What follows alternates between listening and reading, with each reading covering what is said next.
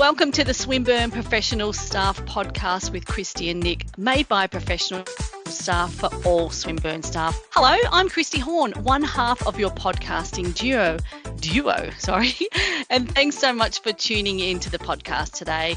Before we get into today's episode and bring in our very special VIP guests, it's my pleasure to welcome the always inspiring, endlessly brilliant, and downright wonderful Nicola Howard. Hello, great to be here. Thanks again for the beautiful intro, Kristy, and hi to all our listeners. How are you going, Kristy? Yeah, I'm going pretty good, thanks. Got lots happening this side as always. And before we kick off, I want to see how you are because you've got your new role. How are you going, Nic? Yeah, 3 months in, and I just clicked over 14 years at Swinburne, so I'm quite excited about that. Congrats. So it's not so much a new role anymore because 3 months you feel like I've already had 4 new people start after me, so I can't claim that anymore. So yeah, last week as part of our International Women's Day events that we were running at Swinburne, EIX decided to run one which I facilitated, which was amazing, and we had the whole team involved. And it was a conversation starter activity on practical ways to support equity, diversity and inclusion. And I posed a question and I did a poll, and there were 4 how might we questions. And the one that won and we ended up using was how might we celebrate and leverage the diverse backgrounds and perspectives of our team members. So we've got close to 60 staff now in the team. And so as you can imagine, with academics and professional staff and technology team members, people from all different backgrounds, it's just been an amazing, all the insights that we've gained. And I've got a lot of feedback around that, wanting to enhance that sense of belonging, which SBSN is all about. So that sort of gave me some really good feels. So the team are now going to be working on some ways of implementing some of those great ideas. And love it. Yeah. Did you say you've posted that on Viva Engage? Yeah, so I posted we were going to be running one of the sessions, and so I think, as we go along and I start to, implement some of the things that we'll co-create together, it'll be nice to share that in some of the team's experience and some of their ideas. Hopefully they won't mind sharing that with other people, and we can all learn from everyone. And so depending on how vulnerable they want to be, we can be quite general with what we're doing, but it'd be nice to get to share some stories with people around. Love that. Yeah. Good on you, Nic. That's really good. And good on you for facilitating that as well. I missed all of the women's events this year, so it fell out of my work days, and I thought, maybe I'll come in, and if I start doing that now, I won't be able to hold myself. It was interesting because we had a really big crowd for the session on Tuesday, and we used both rooms in SBS 136 and 137, and it was funny because the next day on my Facebook memories came up 10 years previous we'd been at the town hall. Oh, there you go. So I sent to Jackie and Will the picture that I'd taken on the day saying it's time to move into the big room now. We've built up enough momentum to go back again. So today I'm excited because we're diving into an important topic around disability and accessibility, and we'll be chatting with 2 incredible guests, so Lauren Carter and Aurora Elmes from Swinburne's Accessibility Network. And we're going to learn about disability and accessibility at Swinburne and what we can do to create a more equitable and inclusive environment, which I think, going on what I was just talking about before, it's, top of mind for everyone. So I'm really looking forward to them sharing their experience and wisdom with us, and also how their network works and how people can be involved. But Kristy, what's a highlight from your last couple of weeks? Well, I was just saying before we jumped online that squeezing 5 days of work or whatever into 3 days has been a little bit of a transition, and I'm still getting there, but that's all good. I don't think that's what you're supposed to do when you're working 3 days a week, but anyway. I know I'm still trying to figure it all out, Nic. Yeah. But I have absolutely been loving all the students back on campus, and there's been such an awesome vibe on campus. And last week we were doing the hot laps, and then I heard a brass band and there was all this music happening, so we ditched that and came back onto campus, and it was fantastic. There was just just all the new students. I love seeing all the new students, and they're wandering around, and some are asking for directions where to go, and so I really, really love that, and love to get in and amongst it where you can. Work's going really well. It's super busy with lots of action. I've got I've got 3 events coming up. One's a CSI event and 2 are webinars and panels, and we've just released another podcast, which is fantastic, based on a piece of research that's just been released. It's going really well, Nic. And this morning, every Thursday morning is Breakfast Club, 8. And today we went to get the bread out of the freezer to make the toasties, and the bread's been nicked. Oh, dun, dun, dun. What? So, we didn't have our ham and cheese regular toasties. I had some dry rice crackers. So we had ham and cheese on rice crackers. So anyway, a full loaf has been stolen out of the freezer. So I'll have to replace that for next week. Crime Watch in AGSE. Next podcast coming soon. So maybe let's crack on, because we've got a lot to get through today, and I'm really excited to be talking with with our VIP special guests. So let's do it. Okay, today we have the pleasure of Lauren Carter and Aurora Elmes joining us on the podcast, and they are both part of the Swinburne Accessibility Network. Lauren Carter is the chair, Aurora Elmes is the associate chair, and we welcome you both to the SPN podcast. Thanks so much for joining us today. Thank you so much Kristy. for having us. Perhaps we can ask you both to introduce yourself and how long you've been working at Swinburne and what are your roles. Perhaps we'll start with you, Lauren. Thank you so much. So my name's Lauren Carter, as you said, and I will be 4 years with Swinburne next month, so very, very soon, actually. And I am currently in a role with AusGrav, which is the ARC Centre of Excellence for Gravitational Wave Discovery, or AKA the easy way to say it, AusGrav. And I do the Business and Equity, Diversity and Inclusion Specialist here. So, very much a woman after my heart there, Nicola. So, I mean, just generally, but especially from the topics that you're obviously talking about earlier as well. So, yeah, a lot of this is both the network and the and my day-to-day role intertwine very frequently as well. Aurora. Thanks, Lauren. I'm Dr. Aurora Elmes. I'm a research fellow with the Centre for Social Impact Swinburne, and I started with Swinburne as a research assistant about 8 years ago, and then did a PhD and have now taken on the research fellow job. So, it's been a long time. But and really colleague of mine. Yeah. Okay, so maybe to start off with, you can both tell us about the Swinburne Accessibility Network and what you do within the network.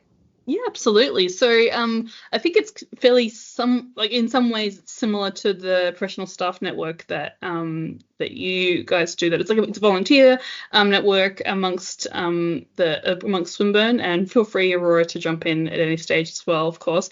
We have 2 branches, so we have a staff branch and a student branch. The student branch is also a club with what was formerly Student Life. I don't know what it will soon be called, but they are, a student club, so that they have that additional support as well. And the reason we have 2 branches is to allow and enable both branches to have the autonomy and empowerment to do what they do, but still have the interconnectedness and those kind of things, because our students are potentially dealing with different issues than our staff are, and vice versa. And we also want to make sure that it's safe for each branch to be able to express their experiences and those kind of things, because there is experiences in the network of staff experiencing not so great things and ableism because of students, and of course vice versa. So we want to make sure there's that safe space in a way as well, but still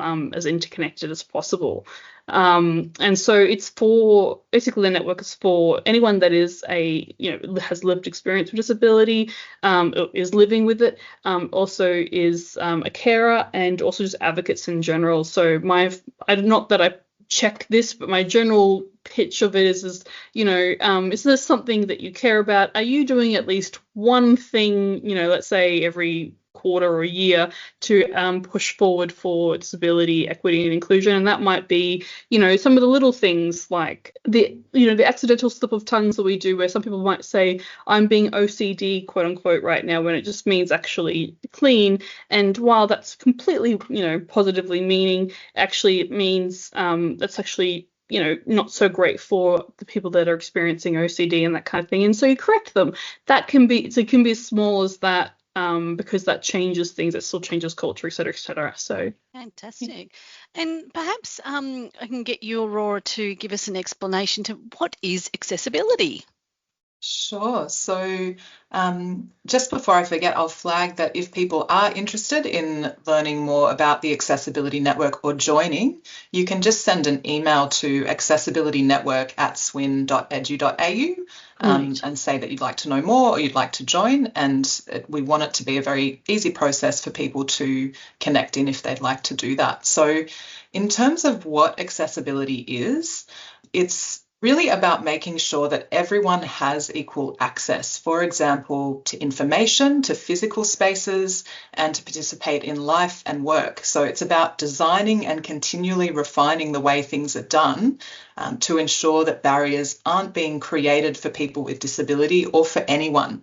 Lauren, did you want to add to that? And that it's also can be, we often umbrella this term as accessibility, but it can also go wider than that, and it's around the equity and inclusion of people to not have to deal with the additional barriers that is just to exist and be in the world because of our systems and structures that are not well suited for that. And I can go into that further, or also don't necessarily have to, but I'm giving that as a segue for as an option, because I could talk about that part of it for an eternity. And yeah.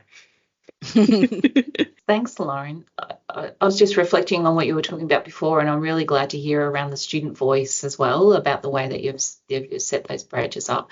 And that was a really clear definition from you both around what is accessibility.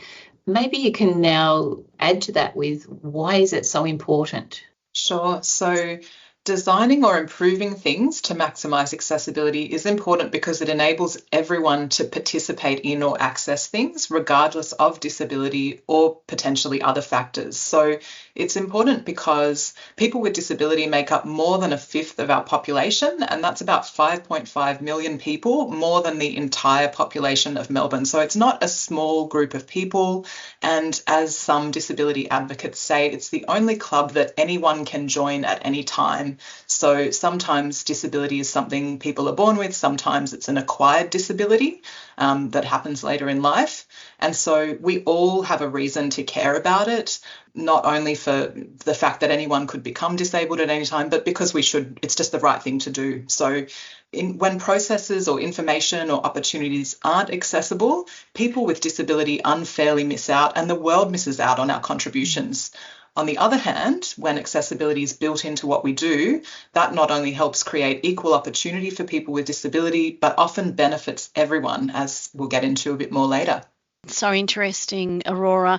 Are you able to give us an example of best practice, or how that work accessibility is built into? I'm happy to start, and then Lauren, if you've got anything to add, please jump in. So I think it's important to note that I don't have a sort of expertise necessarily in, say, digital accessibility, for example, which other team members at Swinburne specifically work on. So I can't sort of speak for the entire field, but in my experience and from my knowledge, often what people talk about is building accessibility in from the start, or designing, so essentially doing inclusive design. So considering from the very beginning of a project or a process or a physical building, who's going to need to access this? How can we ensure that this is made widely available and accessible to the entire diversity of humans, because disability is an element of diversity, and it is much more effective and beneficial to when those factors are considered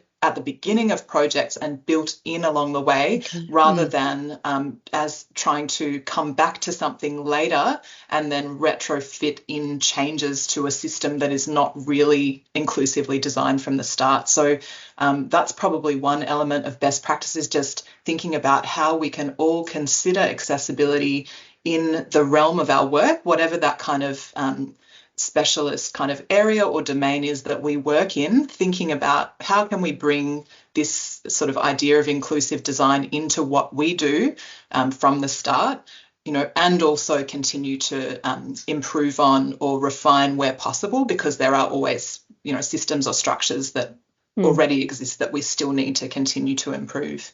Lauren, did you want to add to that?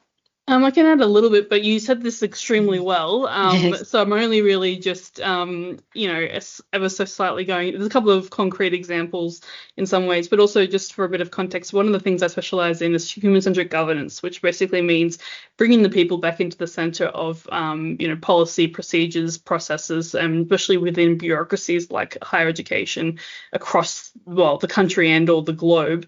Bureaucracies don't often do this for various reasons. And so, it's around centering the people essentially. So it's what the original definition of co-design is, all the things that Aurora's explaining, which I know is a bit of a buzzword and people can use it in different ways. But the original one for co-design was often for disability and that kind of thing as well, and also other experiences and that kind of thing, of course, too. But UX and user experience is vital to have those things built in from the beginning. And one of the things I like to say to people is, when thinking about these things, and I know disability can feel a little bit like this huge thing where there's all these complex needs and all these different things going on, so people get a little unsure about it. And I understand, because we also, even if you know a lot and you are a disability advocate, you don't know everything. Everyone's still learning. It's okay to still be learning. What is important is to think about how can we build in flexibility into our systems and processes and structures and that kind of thing, within reason, of course, but it's about building in flexibility. And that's sort of my one byline I try and say. It's like, okay, if we can make the world or the systems better in one sentence, which we can't, but let's pretend we can, it is inbuild flexibility from the focus of the people that are experiencing and dealing with and the interactions of that process, system, policy, etc. Because we don't have that flexibility currently. I had other examples, but I got lost in the source. But I think we ended up getting a good. That's great. So maybe, Lauren, while you're on a roll, you can explain to us a little bit more around the Disabled Equity Action Plan. Basically, so the Disabled Equity Action Plan is, so you might have heard the Swinburne Accessibility Action Plan, or the Accessibility Action Plan generally. Yep. This is one and the same, and it's been renamed to be a Disabled Equity Action Plan. The reason for that is, one, as we were kind of discussing before, accessibility means a very specific thing that is often around physical and sometimes metaphorical digital access to things. That is not the be all and end all that comes with disability, inclusion and equity. There's a lot more. There's cultural aspects. There's a lot of things, especially around, say, neurodiversity and mental health. Just because you have access to something does not make it equitable, and all those kind of things. So the experience matters, basically, is what I'm trying to say. And so what happened was, we have incredible advocates and allies and just general people in the diversity and inclusion team in Jackie and Will.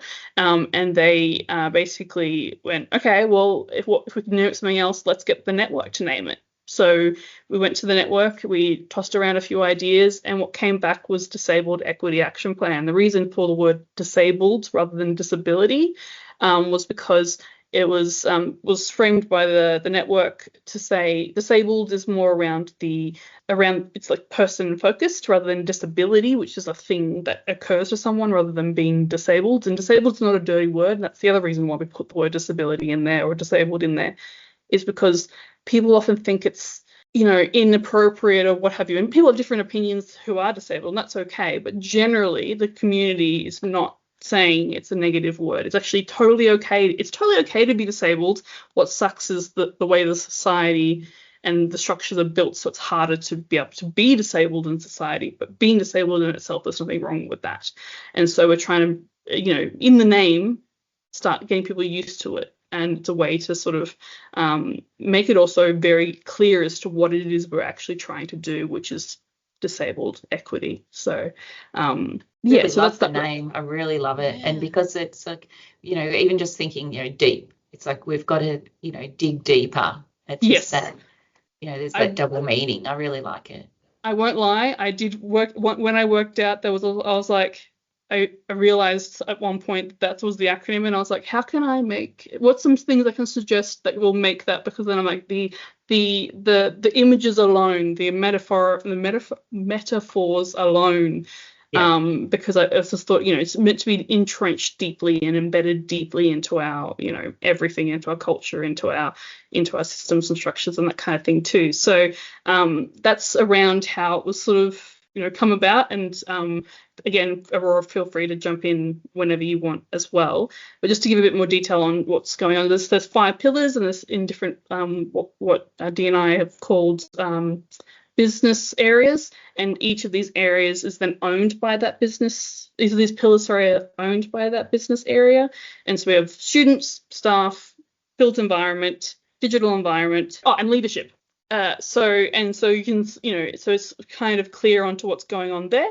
And then each of those then have actions within it. One of the things that we're trying to do with this is really focus on the achievements and the knowledge sharing and the community of practice of it all. So Dee and I is looking to set up a community of practice so people can work on this together. And the launch will be around the comms and that kind of thing, around saying this is what we're doing and this is what's going on. And then, holding events that's more around the achievements and this is what worked, this was what didn't work, that kind of thing, because we just want to focus on the actions rather than the promises, if that makes sense. So there's a lot of that kind of stuff, and the network's always available for feedback and all those kinds of things too, because we get asked a lot to, hey, can you provide some thoughts on this? Because that's one of the reasons we're here for as well. Are you having a relaunch, or is this something that you're going to start sharing and promoting? So that's what so there will be comms around that, which is Dee and I is absolutely working on that at the moment. So it is technically something. So I could say they do a lot of work on it, but it should be. And one of the things we're trying to push for is that it's owned by everyone, because it can't just be a Dee and I thing. One, there's only 2 people, as we know, and they're amazing people, but there's only so many things 2 people can do. And also because it's meant to be university wide, and also it's also one Swinburne. It's one Swinburne. It's the working together. It's the bringing everyone together to work collaboratively for a common goal. And so the launch will be more around the comms, like I was saying, rather than say a launch event. Okay, yeah, just fantastic. Because we want to do the actions and we want to do the knowledge sharing and that kind of thing. And so that just depends on, we were hoping for semester 1, but as always, things happen. So it's soon. What I can say though is just because we haven't formally launched, it doesn't mean the work isn't already happening, because it's one of the things, and Dee and I were saying as well, it's one of the only action plans we've had in recent years where it's because we haven't launched doesn't mean the work isn't already happening. We have incredible people across the university doing some of this already, and this is sort of to help us sort of a bit of a guidelines, and also to show a way forward in a way, and then also they now know that there's people to ask questions for and to have that experience included and that kind of thing as well. Did you want to add anything as well, Aurora, that I mentioned? I think you've summed it up really well, and the idea around, the launch being sort of focused on different areas and sharing what's been working well or how people might do things is really intentional to sort of help people not get stuck at that sort of implementation stage of not knowing or not being sure how to do something, so that we can share knowledge across the university and tap into the network and the work that's gone into building the Disabled Equity Action Plan already. Exactly. So that's really important. And one of the things that's really clear about this, and the reason why it's sort of a little bit looser in its quote unquote launch is because this is an ongoing thing. So, we're thinking of, and we've been talking, so Dee and I will often be like, okay, well, what we're going to do, we'll always bring it past the network. And we have a committee that, so then we don't have to bring it to, 70 plus people every time, because one, that's just a lot for 70 people to have to worry about. And two, it can become too difficult every single time. And not 70 people shouldn't have to care about everything. You know what I mean, as well. So, but they can if they want to, of course. But you know what I mean. So they'll bring it past and be like, what do you think about this? So that's one of the things that D&I does incredibly well, I think, is they are the epitome of allyship and how to hold space for disabled people at Swinburne, or in general, but in this particular case at Swinburne, because they are really about raising the voices of the network and those kinds of things, which honestly, the more I hear about how other D&I teams work at different universities, we are very singular in a lot of these ways, and I'm incredibly, I basically cannot express how much I adore them, because of the way that they work with us and support us and enable us and empower us and all those kind of things. So it's so fantastic, Lauren. And of course, if there's anything that we can share across our channels and networks, Nic and I are really active on Viva Engage and promoting the Swinburne Professional Staff Network on Viva Engage, and we get the most fantastic support from university. So feel free to share anything that you want to across our pages as well, or just contact us. Amazing. Thank you. Yeah, no problems at all. Hey, I wanted to ask you guys, what is it that we can all do to be more aware of accessibility? So, for example, Aurora, are you able to share something there with us? No problem. So I think it does come back to thinking about what you can do within the scope of your work, if it's related to the workplace. So I think that's a good place to start, is thinking about how can you integrate accessibility considerations or considerations of equity and inclusion into your role and the activities you commonly do. So for me as a researcher, for example, it's often thinking about how do we create opportunities for people to participate in research in ways that work for them. So we might have, for example, an online survey, which we'll do accessibility checks on to make sure that it's structured in a way that will make sense for people. It's not overwhelming people with too much information, but the information is really clear, and that it works with a screen reader, for example. So someone might use a screen reader to speak the content on the screen to them rather than seeing the content. So we want to make sure that it works with different types of accessibility technology.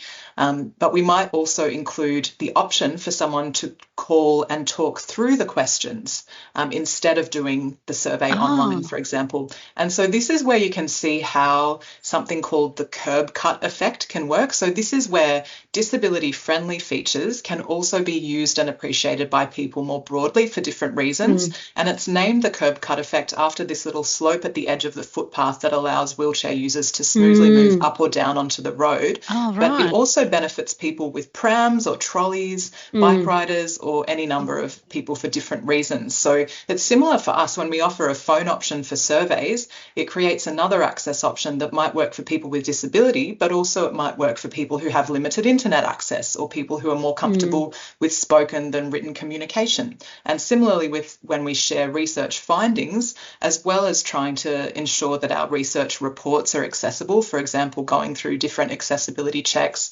adding alternative text to images, having a heading structure that makes sense for screen readers. We also try to sometimes create different formats that might summarize the information differently. So whether it's a webinar video or a visual sort of diagram or something in an audio format. So if you are creating documents to share with others at Swinburne, there are some accessibility guidelines, particularly around that are available on the Swinburne Wiki, and that's something that can often apply to lots of different people in lots of different roles. But just think about what you generally do in your role and how you can maybe make those processes or materials as accessible as possible. Lauren, did you want to add to that?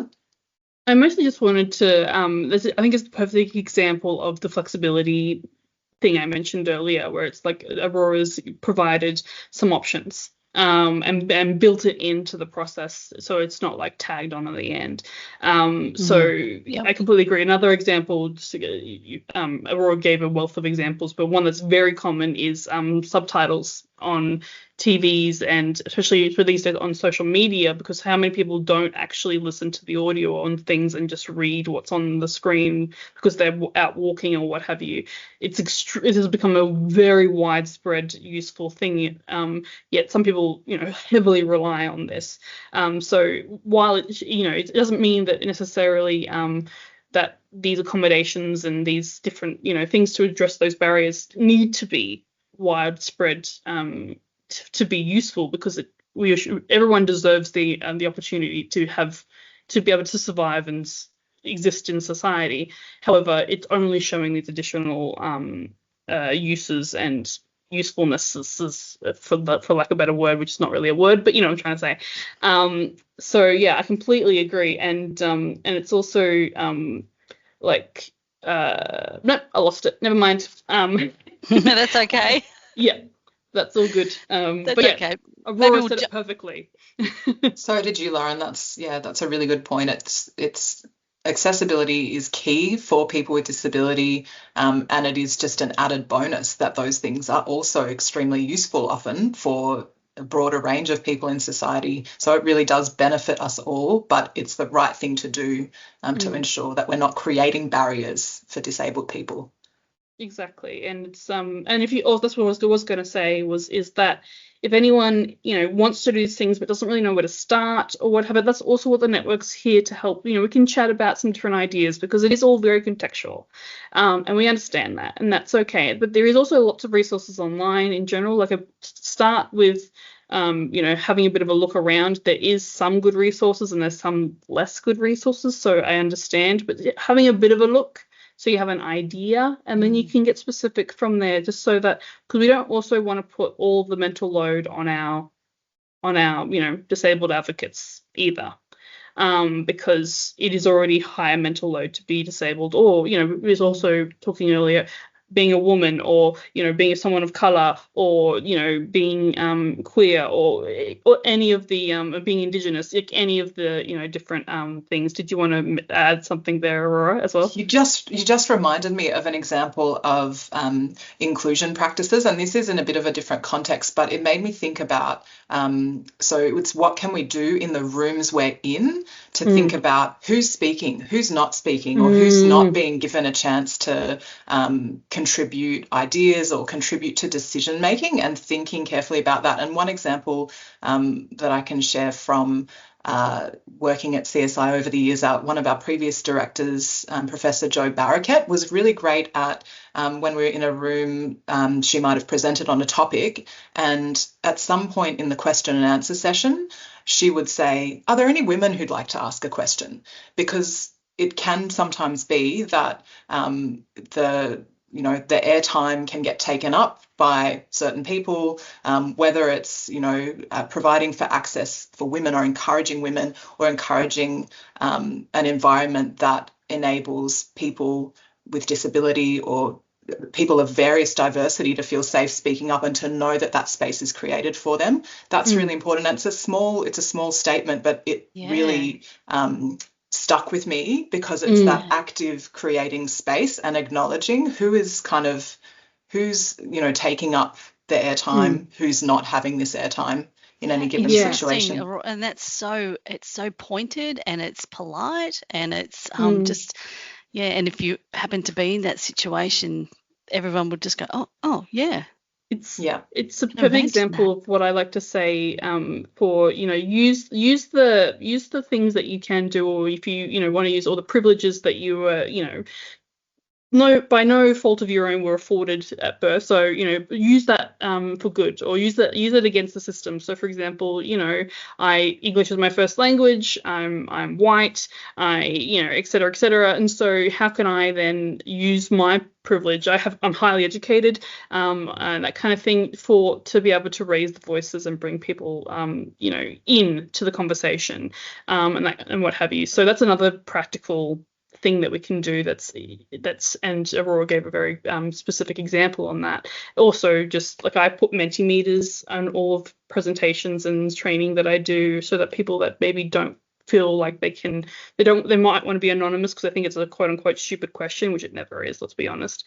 Or it's, just someone might want to type it because they're just not feeling confident that day. There might be some people, like, so in neurodiversity, you can become nonverbal anytime. You can't always see it happen in advance. And the push to have to speak or what have you, some people can push themselves to speak, some people just can't at all, but can then lead to higher burnouts, et cetera, et cetera. So it's just, again, providing that flexibility for people to show up how they want to show up and still participate how they want to participate and that kind of thing as well. So absolutely.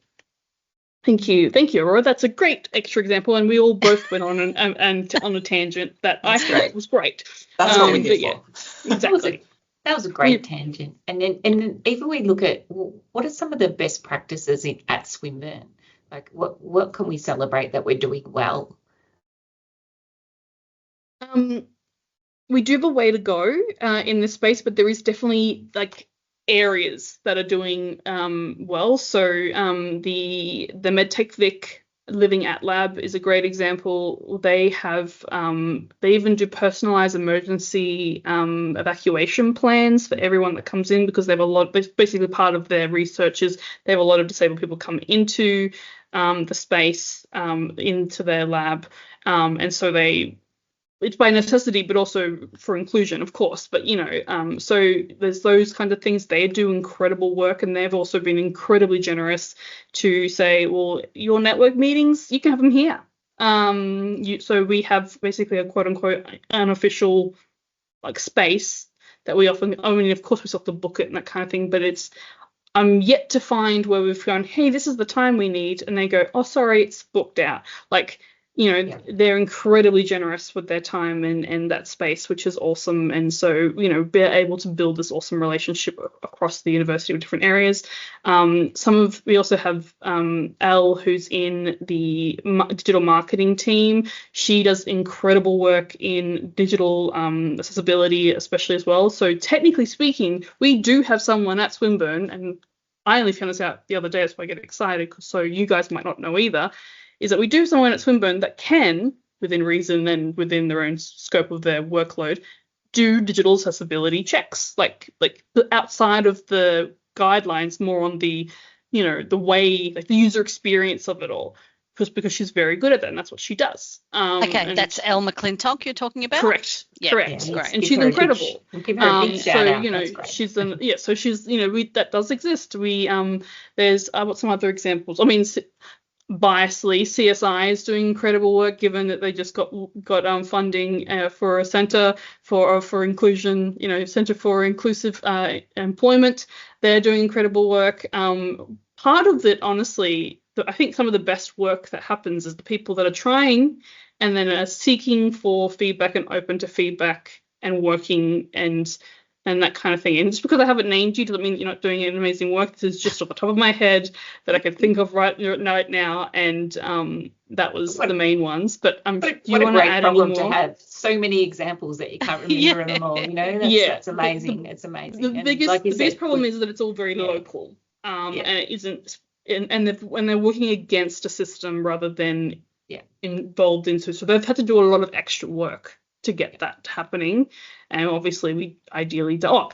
Also biased, I think Ozgrab's doing some great work too, but I'm not going to go into that too much because that's very biased. But yes, fantastic. But that's some good examples.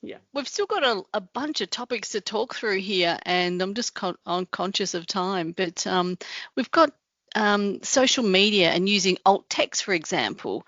You and I have had great discussions on this before, Lauren, and I also want to chat about the sensory rooms too that we've got highlighted here. So perhaps we can quickly whiz through these last ones without trying to cut out too much information. The social media and using alt text, for example. That's absolutely. I mean, if we do, obviously, if we run out of time, that we can absolutely provide links and additional information and that kind of stuff too. Yeah. And it's an ongoing conversation. We just want to get people excited to talk about it and think about it. So if it does that, then I'm glad we can, I think it's been a success basically. But so things on like alt text, for example, so similar to Aurora, I'm not a super duper expert in digital accessibility. I do know a bit, but I just want to make that precursor because again, like I said, we're all learning. But one of the things I do is interesting with alt text is, so that's a thing where if you have an image, often, especially in a lot of apps and like Word and everything these days, it comes as an option. And so it's about describing what's going on in the image. And there's some really good, it's actually quite simple to do that these days, especially because one way to start off that is run your image through AI and ask it to describe what's happening in the image, and then you can edit it. Tip. Because it's AI is kind of designed to do exactly what we're asking for. And then you will still need to edit it because it will, but it's somewhere to start, and that kind of thing. And it's about facial expressions and those kind of things too, not just about like there's two people standing and talking to each other. It needs to be able to sort of explain more than that and that kind of thing as well. And then when it comes to, do you want to add anything on that, Aurora, before I move to the sensory room stuff? No, I think go ahead because I don't want us to run too much over. So over so sorry, everyone. And so when it comes to sensory room, so thanks to, so SAFA is the name of our student branch and the club, which is this Student Association for Accessibility. And they worked extremely hard. They did this incredible business case, put it together, worked really hard, and we basically just supported and amplified them the whole way through. Mostly D&I, and we did what we could because, again, it's outside of our general role, but we just made sure people knew about it and that kind of thing. And to get at least start off with one sensory room. So at the moment, there's one in the library, thanks to Natasha at the library. Right. She did incredible work as well to get that all happening. So it's another great example of people doing things well. And it's not the be-all and end-all. We can't just get one sensory room and then we're done. One, it's smaller, so multiple people will need to use it. But it's there. This one's particular is for if you are feeling sensory overwhelm, so as a way to regulate yourself again. There is different types of sensory rooms. Some where if you're underwhelmed sensory and you need to reactivate yourself for in some ways. But in a lot of ways, the decompression one is, in our day-to-day life, is a lot harder to find spaces to decompress and re-regulate than it is to be sensory seeking. So we sort of focused more on the regulating space because that's harder. So in that space, SAFA brought in a bunch of fidget toys, all sorts of stuff, talked about the way things are lit and everything like that as well. There's a lot of different things. I believe signage is slowly coming forward for that as well. And so ideally we want to expand this to more than just that space. And it was designed by the students, but it is also for staff. So anyone can use this. It's for people that need a time to just sensory regulate, basically. Love that. I'm going to definitely go and check that out in the library. That's fantastic. Thank you. Did I explain? Was there any others ones as well? Did I explain all those? Sorry. Yeah, that's okay. We're going to Nick's going to ask you now about the inclusive recruitment guides, and then I'm going to wrap up with some small questions. So we'll kind of wrap up this last little bit as quickly as we can, if that's okay. Cool. Sounds good. I've just sent a text to my next meeting, so I'll be 5 minutes late. So thank you. Sorry about that. No, don't apologise. It's okay. This is great. So Nic, do you just want to kick off with the inclusive recruitment guides? Okay. So Lauren, would you like to explain about the inclusive recruitment guides? Absolutely. So one of the things that I've done in my AlsGrad role is I created an inclusive recruitment guide. So that's not just for disability, that's for equity, diversity, and inclusion in general. There's always things that can get developed. It can be adapted and that kind of thing, but it's based loosely off of the Diversity Council Australia's inclusive recruitment guidelines. They have this very long document, which is incredible, and a checklist, which is also incredible, but it is long, and some of it's not appropriate, not easily applicable for higher education. So I had readapted it, recontextualized it, and then added a bunch. And then, so basically it's started off as a DCA adaptation, and now it's like an amalgamation of many things, including my own brain, into it as well, and did like a top 10 of things. So like, okay, what are things that we can do and add in at Ausgrad? And this is, so at Ausgrad we have multiple universities across the country that do this, so I also have to deal with 8 different HRs, so I had to be very specific on which ones we could choose without changing the entire system. You know, what can we do, what's possible, and still going to make an impact. And so this, you know, this checklist does things like, you know, as simple as we should be on generally providing interview questions at least 24 hours before interviews for everyone. One, it actually gives you better responses for interviews. It was part of the reason for that. Another reason is because it's basically assuming it's only whether you can perform in an interview. Research shows that interviews are actually one of the smallest indicators on future work performance. So if you're going to have an interview, wouldn't you want to get someone to know someone's best situation, that kind of thing, because there's no direct causality or even correlation or relationship between how well you do in an interview compared to how well you do in that position. So it's around those kind of things. It's also around, you know, things to consider, how evaluation can be done in a bit more of a as sort of non-biasedly as possible, which is easier said than done. And then also I add in training and other things to sort of support that as well. Fantastic. That sounds like you've gone to a lot of work to get that done. Love to have a look at that at some stage. Yeah, me too. Yes, I'd love to see that. We're going to have so many links in this podcast, so I'll make sure I grab all of them. Finally, as we wrap up today, what are some of the small things that everyone can do to make small changes and make change? Aurora, perhaps we'll start with you.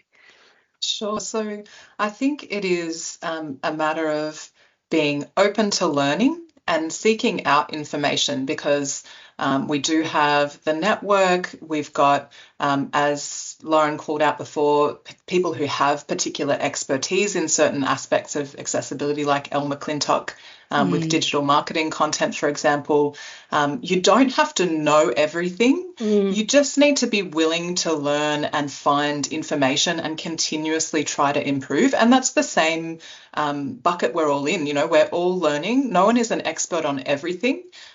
So just be open and, you know, look out for the information that you can find to help you start to implement some of this stuff, or continue to implement it if you're doing it already. Fantastic. And use your mental load that you have to help someone that is just using the mental load to exist. That's right. It's a collective responsibility. And if we can all take up some of that responsibility, it's shared more equitably across our whole university, society, etc. And that's what is going to help disabled people be able to thrive and have actual equal opportunity in the world. That was a really impactful comment, Lauren. Really loved that. Kind of made me stop and think. Yeah. Like, did you have anything to add to that? Just to give you a concrete example of that would be, you know, just a lot of steps, a lot of processes can feel like there's extra steps because often we're band-aiding on a band-aid on a band-aid on a band-aid.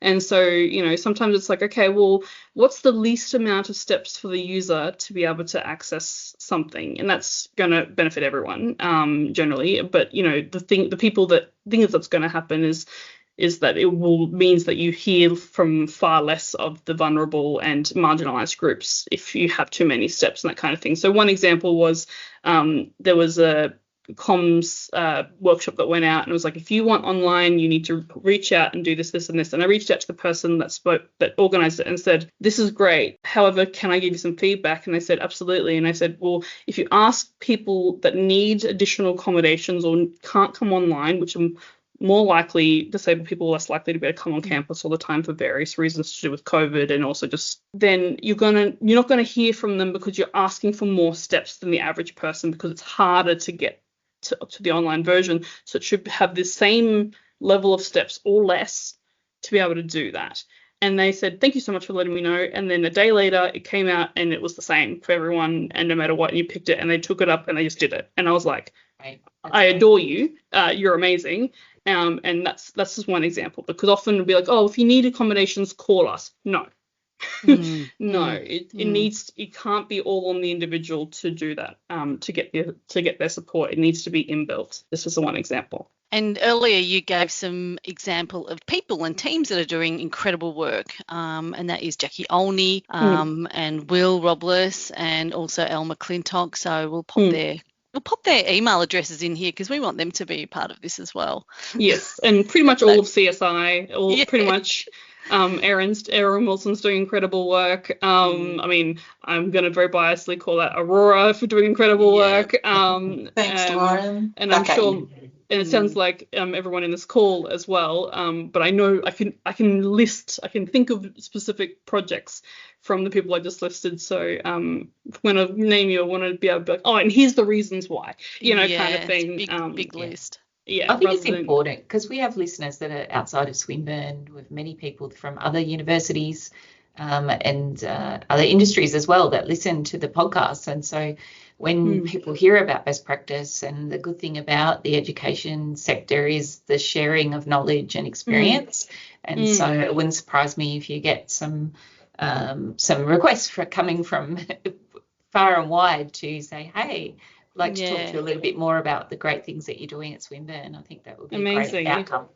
Absolutely. Yeah. Higher education is there's not a lot, like disability is one of the things that there's not a lot, there is some, but there's not a huge amount of best practice, because it's not and just to be cynical for a second, it's not the popular in trend thing to be thinking about right now. So, there is people that are doing it well, of course, but also there is never going to be like it's sorted, we're done. It's always, because like my best thing of, for example, if you think of neurodiversity, if you've met one autistic person, congratulations, you've met one autistic person. You can't generalize that. So that does make it more complicated, and that's okay. So it's about, embracing that and working out how we can embed that into our systems and processes and stuff.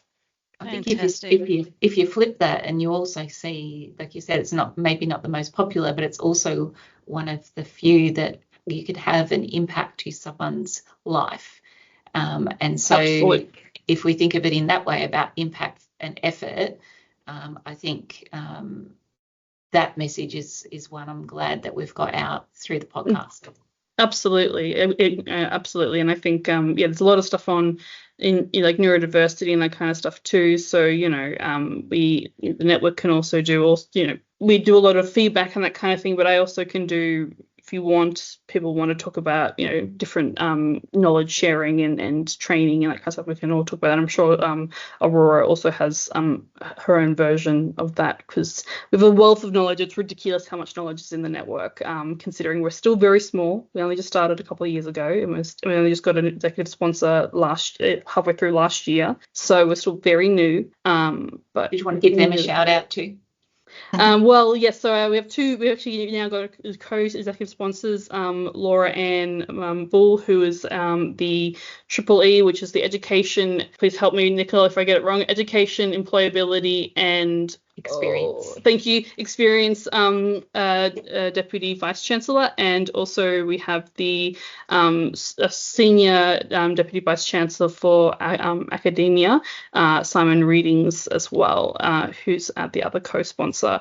And so it's just about we're able to sort of look at different areas and sort of that kind of thing as well. So we've got some good leadership going on there as well. And they really just give us, basically they know and they support us to lead it, and they're like, how can we help kind of thing, which is great. So yeah, fantastic. Well, that's a wrap on this episode, and what a big episode it's been. I hope you've enjoyed the conversation and learned a lot today. We would love to hear from you and provide some feedback, and hopefully we do get some people who are able to reach out either via internally in Swinburne or external to Swinburne. Both Kristy and I will be posting links to this via our social media and LinkedIn as well, and so I'm sure we'll get some feedback, and we'll definitely be sending that through to you for the network to share. What a great discussion today. I've learnt so much. It's been really fantastic listening to Lauren and Aurora chat, and there's so much to learn. And like you said, Aurora, we're all still learning. We all don't need to know everything, but we really both appreciate your time today. Thank you both for speaking with us, and we really love the fact that you're able to share so much information with us to our audience. Thanks for having us. Yeah, thank you. Thanks for being one of the empower and enablers. I appreciate it. It's our pleasure. This is another great example of what you could do. That's right. Yeah, so thank you so much, everyone. And thanks so much for listening. And remember, you can tune into the Swinburne Professional Staff Podcast with Kristy and Nic. Nearly said Crick. Who are you again? Yeah. I don't know. Who knows? On Apple Podcasts, Swinburne Commons YouTube channel, and the Swinburne Commons site. Feel free to contact us on Viva Engage, and we love hearing from you. So until next time, thanks so much, and see you later. Bye for now.